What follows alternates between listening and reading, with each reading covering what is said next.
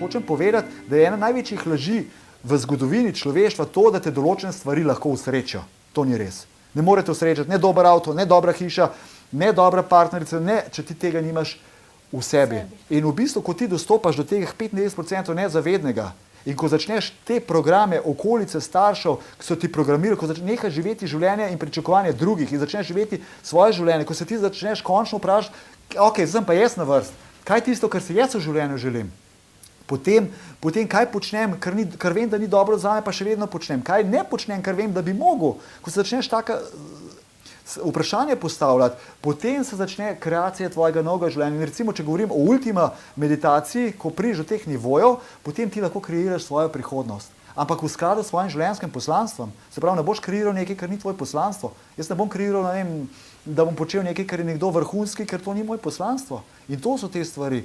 In ko dostopaš do tega, potem se začne svet znotraj nas, se izraža v svetu zunaj nas. To so starodavna znanja.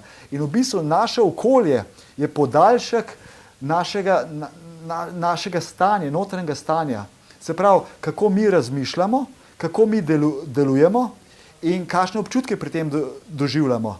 To določa naše stanje bivanja.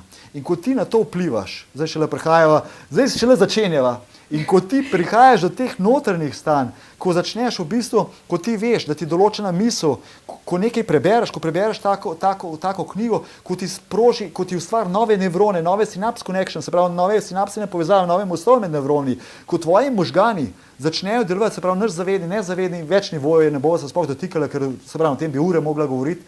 V bistvu potem, pri večini ljudi so možgani razglašeni.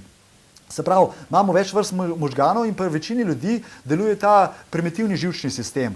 Se pravi, beži ali bori se. Se pravi, večina ljudi je v strašnem stresu, kar pomeni, da ti v bistvu, ko si v stresu, ko ti delujejo ta reptilski možgani, če tako na kratko rečem, potem ta kognitivni del sploh ne deluje, se pravi ta kreativni del. Ker v bistvu znano je, da stres te poneumlja, da stres zapre vse celice, da imun sistem takrat ne dela.